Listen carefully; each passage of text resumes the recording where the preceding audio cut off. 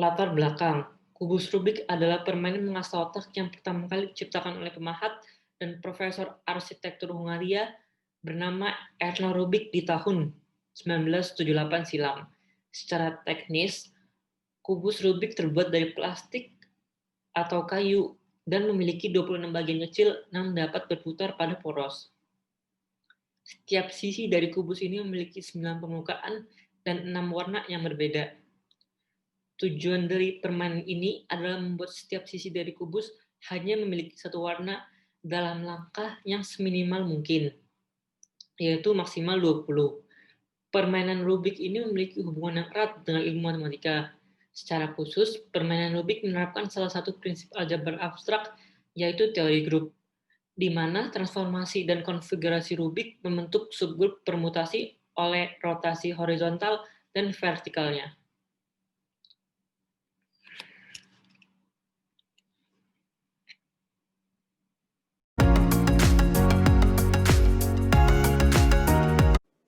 Halo semuanya, perkenalkan nama saya Talita dan saya dari kelompok 2. Nah, pada kesempatan kali ini saya akan menjelaskan tentang landasan teori dari poster kelompok kami. Nah, yang pertama itu ada definisi dari grup simetri. Tapi sebelum kita membahas tentang grup simetri, ada baiknya jika kita membahas terlebih dahulu apa sih grup itu. Nah, jadi jika diberikan suatu himpunan tak kosong G dan pada G diberikan suatu operasi bintang, maka himpunan G akan disebut sebagai grup jika pada G terpenuhi 4 buah aksioma, yaitu G tertutup, G asosiatif, G memiliki elemen identitas, dan G memiliki invers untuk setiap anggota yang ada di G. Nah, yang pertama, definisi dari grup simetri. Misalkan A adalah suatu himpunan berhingga dan SA adalah himpunan pemetaan bijektif atau satu-satu dan pada dari himpunan A kepada dirinya sendiri, maka komposisi pemetaannya akan membentuk suatu grup permutasi. Terima kasih. Halo teman-teman, perkenalkan saya Reza dari kelompok 2. Di sini saya akan melanjutkan bahasan mengenai landasan teori.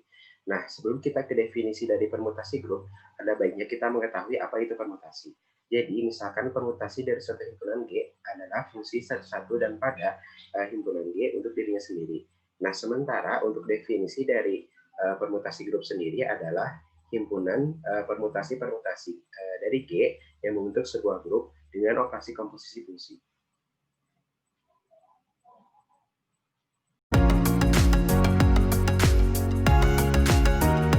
Masalah yang akan kami bahas di dalam poster ini adalah bagaimana penerapan aljabar abstrak pada Rubik 3x3. Kemudian, tujuan yang akan kami capai adalah mempelajari penerapan teori aljabar abstrak pada kubus Rubik 3x3.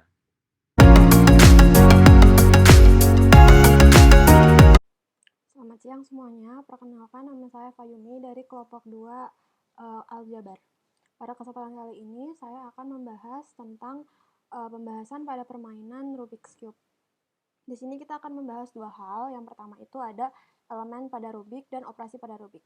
Yang pertama, kita itu tahu bahwa elemen pada Rubik itu ada 6, di mana yang pertama itu F, B, U, D, R, dan L, di mana F itu merupakan sisi depan pada permainan pada Rubik's Cube, dan B itu sisi belakang pada Rubik's Cube, U itu bagian atas dari Rubik's Cube, dan D itu bagian bawah. Sementara R dan L itu merupakan sisi kanan dan sisi kiri pada Rubik's Cube yang bisa dilihat pada gambar. Lalu terdapat juga inverse dari gerakan pada permainan Rubik dengan dimana ketika kita ingin memutar sisi front pada Rubik searah jarum jam sebesar 90 derajat, lalu kita ingin membatalkan gerakan tersebut, kita memutar sisi front yang tadi sudah diputar berlawan arah jarum jam sebesar 90 derajat. Nah, itu dinamakan inverse dari gerakan pada permainan Rubik. Yang kedua itu ada operasi pada Rubik, di mana operasi pada Rubik's Cube itu merupakan operasi terurut, di mana A dan B menotasikan rentetan rotasi, dan rotasi B itu dikerjakan lebih dahulu, lalu dilanjutkan dengan rotasi A. Rotasi tersebut juga disebut dengan operasi komposisi.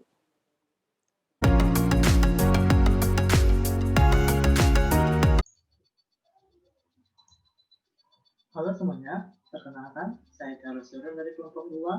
Saya akan menjelaskan grup yang dibentuk dari Rubik dan salah satu aplikasinya. Nah, setiap sisi dari Rubik memiliki 9 bagian-bagian yang berwarna. Nah, selanjutnya bagian ini akan saya sebut sebagai poin. Jumlah poin-poin di Rubik ada 74. Adapun gerakan yang memungkinkan dari Rubik adalah perputaran dari setiap sisinya. F, G, R, L, U, dan D.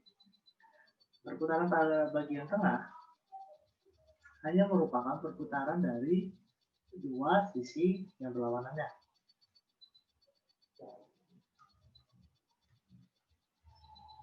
Nah, jadi dapat diperhatikan bahwa pada poin tengah tidak pindah tempat untuk bagaimanapun perputaran yang dilakukan. Misalnya di merah, dari putar seperti ini, poin tengah akan berada tetap di tengah. Putar seperti ini, poin tengah tidak akan berpindah tempat. Nah, maka kita hanya perlu memperhatikan 48 poin-poin yang tersisa, yaitu poin-poin yang tidak memuat poin tengah, poin di sekitarnya. Dari 48 poin-poin ini, yang selanjutnya himpunannya akan saya sebut sebagai S. S akan membentuk grup simetri AS. Nah, himpunan seluruh permutasi dari S adalah grup simetri AS dengan operasi komposisi fungsi. Yang selanjutnya, AS akan saya sebut sebagai S48. Elemen dari S48 adalah konfigurasi-konfigurasi yang memungkinkan dari 48 poin yang ada, seluruh konfigurasinya. Nah, selanjutnya, order dari S48 adalah 48 faktorial. Elemen identitas dari S48 adalah fungsi identitas dari S ke S, yaitu konfigurasi Rubik seperti ini sebelum diangkat. Nah, masih posisi awal. Biasanya akan saya sebut sebagai konfigurasi E. S48 mengandung seluruh konfigurasi yang memungkinkan, yaitu konfigurasi yang dibangun dari F, D, R, L, U, dan D terhadap E. Nah, konfigurasi-konfigurasi ini akan saya sebut sebagai konfigurasi legal. Namun, himpunan konfigurasi legal bukanlah S48. Misal, ini poin 1, ini poin 2. Dan saya mengambil elemen dari S48, yaitu di mana poin 1 berada di poin 2, dan poin 2 berada di poin 1, maka konfigurasi ini dapat diselesaikan, maka ini harus terselesaikan. Jika itu terselesaikan, maka ini harus menjadi merah, dan putih tidak bisa diselesaikan. Ini salah satu contoh di mana elemen dari S48 bukanlah elemen konfigurasi legal. Maka jelas bahwa himpunan konfigurasi legal adalah subhimpunan dari S48. Nah, dan kita tahu ini adalah konfigurasi E. Konfigurasi E merupakan konfigurasi legal, sekaligus konfigurasi dari Rubik. Maka jelas bahwa himpunan konfigurasi legal ini merupakan solusi dari Rubik. Maka jelas bahwa konfigurasi legal tidaklah kosong. Nah, kita juga tahu bahwa konfigurasi legal dibangun dari 6 gerakan tadi, 6 rotasi tadi. Maka untuk X dan Y elemen dari konfigurasi legal, X dan Y pasti dibangun oleh F, D, R, L, U, dan D. Sehingga Y komposisi X dibaca XY juga dibangun oleh F, D, R, L, U, dan D. Jadi, jelas bahwa himpunan konfigurasi legal bersifat tertutup terhadap komposisi fungsi. Nah, kita sudah tahu bahwa S48 terbatas dengan order 48 faktorial. Dan himpunan konfigurasi legal adalah subhimpunan dari S48.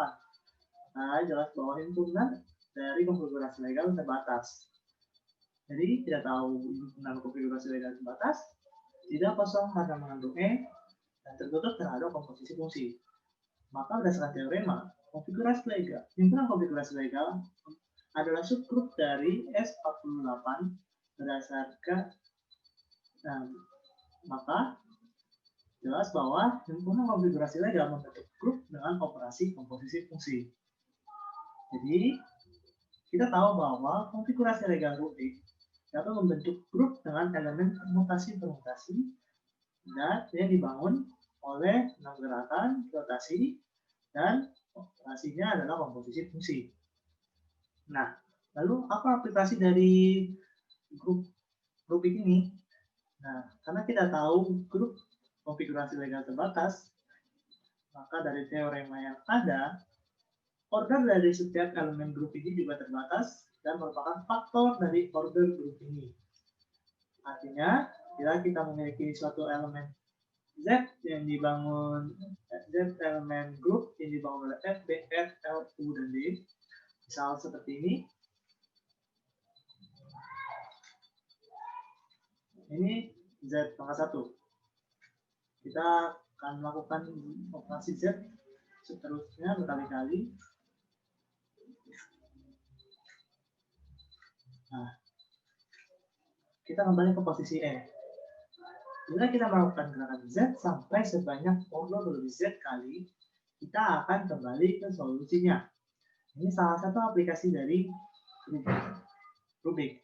Kita bisa mencari solusi dengan melakukan gerakan dari konfigurasinya sampai ordernya kali. Nah, itu sekian pembahasan dari saya. Terima kasih.